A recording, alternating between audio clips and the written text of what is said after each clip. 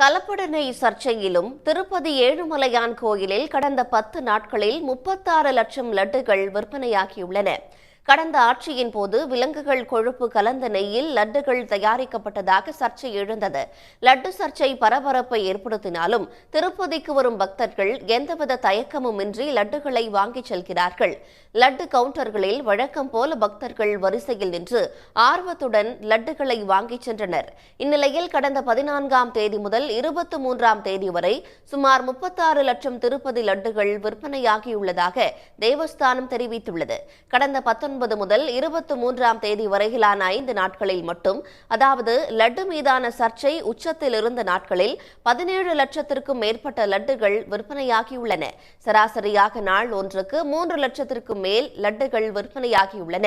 திருப்பதி லட்டுவை சுற்றி சர்ச்சைகள் வெடித்தாலும் இது லட்டு விற்பனையில் எந்த தாக்கத்தையும் ஏற்படுத்தவில்லை என அதன் விற்பனை மூலம் தெரியவந்துள்ளது.